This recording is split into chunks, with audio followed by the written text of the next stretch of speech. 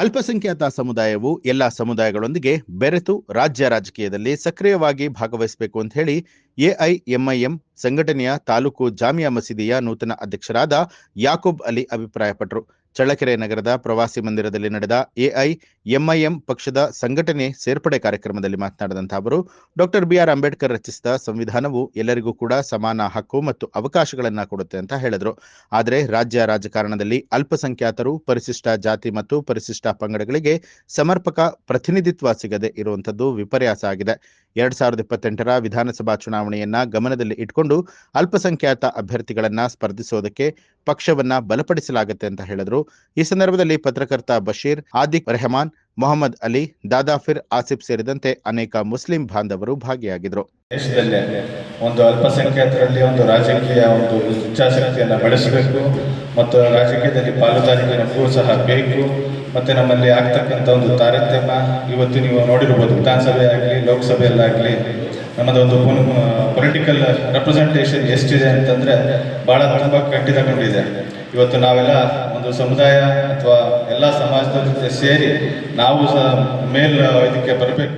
ಏನಿಲ್ಲ, ಈ ಪಕ್ಷದ ಉದ್ದೇಶ ಒಂದೇ, ಸಮಾಜದಲ್ಲಿ ಇರ್ತಕ್ಕಂಥ ರಾಜಕೀಯದಲ್ಲಿ ಆಗ್ತಕ್ಕಂಥ ತಾರತಮ್ಯತೆಯನ್ನು ತೊಡಗಿಸಬೇಕು ಮತ್ತು ನಾವು ಬೇರೆ ಸಮುದಾಯದ ಥರ ನಾವು ಸಮೇತ ರಾಜಕೀಯದಲ್ಲಿ ಉನ್ನತ ಸ್ಥಾನಮಾನವನ್ನು ಪಡಿಬೇಕು, ಮುಂದೆ ಬರ್ತಕ್ಕಂಥ ಚುನಾವಣೆಗಳಲ್ಲಿ ಸ್ಪರ್ಧಿಸಬೇಕು ಅನ್ನೋದು ನಮ್ಮ ಇಚ್ಛಾಶಕ್ತಿ ಇದೆ. ಇದೆಲ್ಲ ನಾವು ಚುನಾವಣೆಯಲ್ಲಿ ಏನಕ್ಕೆ ಸ್ಪರ್ಧಿಸಬೇಕು ಅಂತಂದರೆ, ಸಮಾಜದಲ್ಲಿ ವಿವಿಧ ವರ್ಗಗಳಿದ್ದಾವೆ. ಎಲ್ಲ ವರ್ಗದಲ್ಲೂ ಸಹ ನಾಯಕರು ಇವತ್ತಿನ ಮಟ್ಟಿಗಿದೆ. ನಮ್ಮ ಬಾಬಾ ಸಾಹೇಬ್ ಅಂಬೇಡ್ಕರ್ ಸಾಹೇಬರು ಸಂವಿಧಾನದ ಅಡಿಯಲ್ಲಿ ನಮಗೇನೋ ಒಂದು ಶಕ್ತಿಯನ್ನು ಕೊಟ್ಟಿದ್ದಾರೆ. ಯಾರು ಬೇಕಾದರೂ ಚುನಾವಣೆಗೆ ಸ್ಪರ್ಧಿಸ್ಬೋದು, ಯಾವ ಜಾತಿಯವ್ರು ಬೇಕಾದ್ರೂ ಸ್ಪರ್ಧಿಸ್ಬೋದು ಅಂತಂದ್ಬಿಟ್ಟು ಏನು ಕೊಟ್ಟಿದ್ದಾರೆ. ನಮ್ಮ ಪಕ್ಷ ಸಂಪೂರ್ಣವಾಗಿ ಸಂವಿಧಾನದ ಅಡಿಯಲ್ಲೇ ಕೆಲಸ ಮಾಡಬೇಕು. ನಮ್ಮಲ್ಲಿ ಯಾವುದೇ ತರಹದ ಹಿಂದೂ ಮುಸ್ಲಿಂ ಅನ್ನೋದೇ ಒಂದು ನಾವು ಭಾರತದ ನೆಲದ ಮೇಲೆ ಹುಟ್ಟಿದ ಮೇಲೆ ನಾವು ಸಮೇತ ಒಂದು ಪ್ರಥಮ ದರ್ಜೆಯ ಒಂದು ಸಿಟಿಸನ್ಸೇ, ನಾವೇನು ಸೆಕೆಂಡ್ ಸಿಟಿಸನ್ಸ್ ಅಲ್ಲ. ನಮ್ಮಲ್ಲಿ ಅದನ್ನು ನಾವು ಮುಸ್ಲಿಮ್ಸು ನಾವು ಜಿನ್ನಾನ ಸೆಕೆಂಡ್ ನೇಷನ್ ಥಿಯರಿಯನ್ನು ರಿಜೆಕ್ಟ್ ಮಾಡಿದವರು. ಎಲೆಕ್ಷನ್ನಲ್ಲಿ ಇವತ್ತು RJD ಜೊತೆಗೆ MIM ಅನಿವಾರ್ಯ ಆಗಿದೆ. ಇವತ್ತು ಒಂದು MLC ಅವ್ರು ಮಾಡಬೇಕು, ರಾಜ್ಯಸಭೆಗೆ ಯಾರಿಗಾದ್ರೂ ಕಳಿಸ್ಬೇಕು ಅಂತಂದರೆ MIM ಸಪೋರ್ಟ್ ಖಂಡಿತವಾಗಿ ಬೇಕೇ ಬೇಕು. ಹೀಗಾಗಿ ಬೇರೆ ಬೇರೆ ಕಡೆ ಅವರು ಸುಮಾರು ಸರಿ ಕಾಂಗ್ರೆಸ್ ಜೊತೆ ಅಲಯನ್ಸ್ಗೆ ಟ್ರೈ ಮಾಡಿದ್ರು.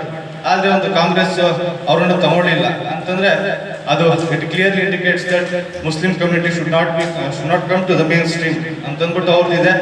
ಆದರೆ ನಮ್ಮದೇ ಆದ ಒಂದು ಇದರಲ್ಲಿ ಕಾಂಗ್ರೆಸ್ ಪಕ್ಷದಲ್ಲಿ ತಗೊಳ್ಳಿ, ಯಾಕೆ ದಲಿತರನ್ನ ಮುಖ್ಯಮಂತ್ರಿ ಮಾಡಲಿಲ್ಲ, ಯಾಕೆ ಮುಸಲ್ಮಾನರನ್ನ ಮುಖ್ಯಮಂತ್ರಿ ಮಾಡಲಿಲ್ಲ? ಇವತ್ತು ಒಂದು ಎಕ್ಸಾಂಪಲ್ ಅನ್ನು ಕೊಡ್ತೀನಿ. ಅಲ್ಪಸಂಖ್ಯಾತರದ್ದು ಕಾಂಗ್ರೆಸ್ನಲ್ಲಿ ಯಾವ ಮಟ್ಟಕ್ಕೆ ಇದೆ ಸ್ಥಾನಮಾನ ಅಂತಂದರೆ, ಇಲ್ಲೇ ಪಕ್ಕದ ಕ್ಷೇತ್ರ ದಾವಣಗೆರೆ ಕ್ಷೇತ್ರದಲ್ಲಿ ಒಂದು ಬೈ ಎಲೆಕ್ಷನ್ಸ್ ನಡೀತಾ ಇದೆ. ಅದಕ್ಕೆ ಜಮೀರ್ ಅಹಮದ್ ಖಾನ್ ಸಾಹೇಬ್ ನಮ್ಮ ಮಿನಿಸ್ಟ್ರು ಬಂದಿದ್ದಾರೆ, ಅವ್ರ ಸಮುದಾಯದ ಒಬ್ಬ ಮುಖಂಡರು. ಅವ್ರು ಹೋಗಿ ಅಲ್ಲಿ ನಮ್ಮ ಏನೋ ಒಂದು ಮುಸ್ಲಿಂ ಅಭ್ಯರ್ಥಿಗೆ ಟಿಕೆಟ್ ಕೊಡಿ ಅಂತ ಒಂದು ಬಂದಾಗ ಶಾಮನವರು, ಇವರು SS ಮಲ್ಲಿಕಾರ್ಜುನ್ ಅವರೆಲ್ಲ ನೀವು ಯಾರು ಬಂದಿಲ್ಲ ನಮ್ಮ ಕ್ಷೇತ್ರದಲ್ಲಿ ಕೇಳೋದಕ್ಕೆ ಅನ್ನೋದೊಂದು ಸಿಂಗ್ಲರಿಗೆ ಮಾತಾಡಿ ಅದ್ರ ಬಗ್ಗೆ ಬಹಳಷ್ಟು ಜನಕ್ಕೆ ಮನಸ್ಸನ್ನು ವಹಿಸಿದ್ದಾರೆ. ಇವತ್ತು ಪರಿಸ್ಥಿತಿ ಹೆಂಗಿದೆ ಅಂತಂದ್ರೆ, ಒಬ್ಬ ವಕ್ಫ್ ಮಿನಿಸ್ಟ್ರಿಗೇನೆ ಮರ್ಯಾದೆ ಇಲ್ಲ ಪಾರ್ಟಿನಲ್ಲಿ. ಸೊ ನಿಮ್ಮಂತ ಸಾಮಾನ್ಯ ಕಾರ್ಯಕರ್ತರಿಗೆ ಯಾವ ಥರ ಇದು ಕಾಂಗ್ರೆಸ್ ಪಕ್ಷ ನಡೆಸ್ಕೊಂಡು ಬಂದಿದೆ ಅನ್ನೋದನ್ನ ನಾವು ಆಲೋಚನೆ ಮಾಡಬೇಕಾಗ್ತದೆ. ನಮಗೆ ಯಾವುದೇ ಪಕ್ಷದ ಮೇಲೆ ಯಾವುದು ದ್ವೇಷ ಇಲ್ಲ. ಇವತ್ತಿನ ಪರಿಸ್ಥಿತಿಯಲ್ಲಿ ನಾವು ಯಾವುದನ್ನು ನೆಗೆಟಿವ್ ಕಮೆಂಟ್ ಮಾಡಕ್ಕೆ ಹೋಗೋದಿಲ್ಲ. ಬಟ್ ನಾವು ಕೇಳ್ತಾ ಇರೋದು ನಮಗೆ ಪಾಲುಗಾರಿಕೆ ಬೇಕು. ಯಾಕೆ ಅಲ್ಪಸಂಖ್ಯಾತರು ರಾಜಕೀಯದಲ್ಲಿ ಮುಖ್ಯವಾಹಿನಿಗೆ ಬರಬಾರ್ದು? ಯಾಕೆ ನಮ್ಮ ಕೌನ್ಸಿಲರ್ಸ್ಗಳು ಜಾಸ್ತಿ ಜನ ಕಾರ್ಪೊರೇಷನ್ಸ್ ಹೋಗಬಾರ್ದು? ಯಾಕೆ ನಮ್ಮ MLAಗಳು ಅಸೆಂಬ್ಲಿಗೆ ಹೋಗಬಾರ್ದು? ಯಾಕೆ ನಮ್ಮ MP ಗಳು ಪಾರ್ಲಿಮೆಂಟಿಗೆ ಹೋಗಬಾರ್ದು? ನ್ಯೂಸ್ ಅಲರ್ಟ್ ನಿಮ್ಮಿಂದ ನಿಮಗಾಗಿ.